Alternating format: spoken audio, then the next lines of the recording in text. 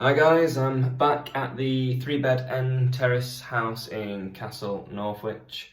We've finally finished. It's been a long job, this one. Obviously with what's been going on with COVID and all the restrictions, we've not been able to work on this as often as we wanted to.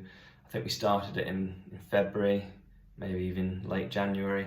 We're now mid-July, so it's been a long job, this one, and I am quite happy that it's done, I can tell you that. So let me show you around and let me know what you think. We've got a lovely Minton floor in the hallway here. It was in great condition, so all I've done is just cleaned it up, and yeah, it looks great. It'll last another 100 years, I'm sure. Replaced the front door, got a nice UPVC front door in there. This is what I imagine would have been the original door to the house, to be honest. It's got a nice stained glass, so I've kept it in. All I've done is just cleaned it up, and it just adds a bit more character to the property. Into the lounge. Lounge has had a lot of work to it. It's got a lovely bay window there. Originally the ceiling height was a lot lower, so what we did is we took all that out. We realised that the wooden frame what supported the bay was rotten, so we took all that out. Obviously the brick had to come out with it, so we rebuilt the wooden frame, redid all the brickwork and replaced the windows. So now we've got a lovely bay window that will last us a bit longer than the last one, hopefully. Chimneys.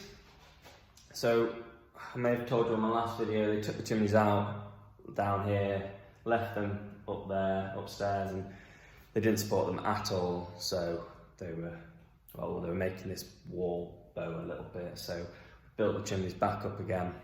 I've also added some support to this.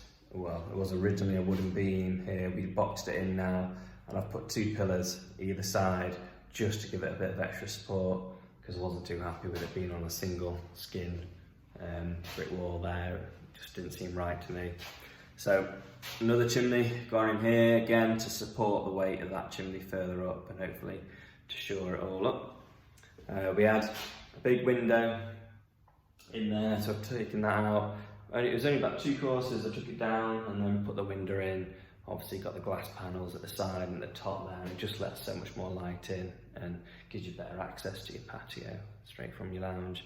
So yeah, that works really nicely. For this floor was a bit uneven, so we've obviously levelled that off, and I actually put a bit of resin on the floor just to create a bit of a damp proof membrane there. And we've gone for a nice laminate, grey laminate flooring throughout. Got all new radiators, new plumbing throughout, and yeah, it looks a really smart room. Into the kitchen. Kitchen is actually the original units. I think I said in my first video I wanted to try and keep the original units if I could, and I have. And to be honest, it does look quite good. I don't know how old the kitchen is, but it's in pretty good condition. All I've done is over here we had the window that was too low. It was a couple of courses down, which meant that they put a step in the worktop here, and it stepped down, came across, and it just didn't look very good. It just looked like someone had bodged it, to be honest, which they've done with most of the house. So I took it a couple of courses up, new window in, and that allowed me to then raise the units and put this this new worktop in here, which is all the same height and just runs straight through. And then you can get the sink straight in front of the window as well, which most people like. It works really well. So yeah, again, this flooring here, we had the quarry tiles, it was damp, so we've dug it out, put membrane in and concreted it, so hopefully that will stop any more damp coming through. This utility room, this was quite a big job. Originally the floor in here was completely rotten. What they've done is they built a single skin concrete block wall, which just wasn't sufficient for stopping the water coming through. Water's coming through and just absolutely knackered all the joists. So I built an internal skin, that thermalite block. We had to underpin it just for the extra weight. New flooring, new joists, re-rendered it outside, put a new UPVC door on, and obviously new toilet, sink, and then under there you've got all your access for your utilities. So yeah, it's a nice room now. Unfortunately, it's just a bit too small for me to separate a toilet and a utility, so because I put that extra skin in it, it shrank it a bit, so I've just kept it as one room.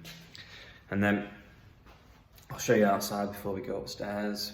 What we've done is, obviously we had the plot of land over the other side of that fence, so we put this fence in now to block it off, put a nice new patio in, which runs all the way down to the back gate there. And then we've put some nice artificial grass on this side here, which looks great, looks nice, clean and tidy, easily maintainable, which is what you want if you're renting. Again, we re-rendered that. It was very badly done originally, so obviously put a bit more of a modern render on, and yeah, it looks 10 times better. That's a plot of land we've got to the side there with a double garage on. Hopefully we're going to do something with that at a later date. We did put planning in originally for another 3-bed house, which we didn't get based on parking, but we think maybe if we go for more of a flats or even a smaller, maybe 2-bed house, we'll hopefully get it. If we head upstairs, managed to keep the original banister in there. I've had to replace the banister and spindles up here. Basically, they weren't the right spacing, and I always worry if I rent it out and they've got young kids, if they can fit through the banisters, you know, it's something I don't want a phone call saying has happened. So replace them. It's not too expensive to do, and obviously security-wise, safety-wise, it's 10 times better. Into the master bedroom. It's a good size bedroom, this. What we've had to do here is piggyback all the joists, because basically the floor had dropped quite a bit due to all the damp that was going on in that corner. So all the joists we've piggybacked, bolted them to each other and put them all level. New flooring, it's all been rewired, the whole house, obviously new plumbing. That's the original window, and then we had trees and all sorts growing out of that corner, so we've had to replace all the guttering outside and replastered that once it all dried out. Well, the whole room's been replastered, and now, you know, it's a really good, nice size master bedroom. Down the hallway here and into the second bedroom. Again, apart from the floor, it's pretty much the same as the master. All we've done is replaster throughout. So obviously I had new electrics, kept the original windows, but new radiators in there. Looking nice and smart. And then down into the third bedroom. So this is, well, I don't know if you call it a box room because it's quite a good size.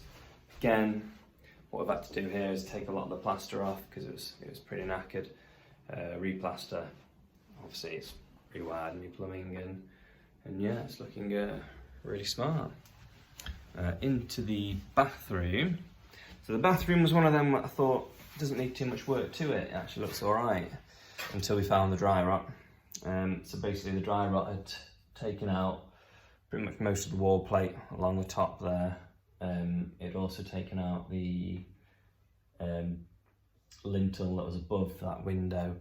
So we had to strip everything back, take all the wall plate out, the lintel out, replace them, and obviously re-support the rafters and attach them back to the wall plate. The dry rot had spread behind all the plasterboard, so we had to spray everywhere with anti-fungal spray, and then obviously replaster it, reboard it, replumb it. Managed to keep the same bath. It wasn't in too bad condition. All I've done is use the shower panels again, just to save a bit of weight, and also if the pilaster's a bit knackered behind it, it hides it quite nicely. And gone for a nice Victorian flooring in here, just to give it a bit of character. And yeah, very simple, toilet, sink, radiator, and works well, that's all you need. So we've got a little bit more work to do, basically on the extension that was outside. We need to take that down, just brick up a few of the doorways that were through into the house. So hopefully by the next couple of days we'll be completely done on this and it'll be on the market. going to put it on for sale and for rent, and just see whichever one I get offered on first I'll probably take. So yeah, hopefully see you on the next one. Cheers.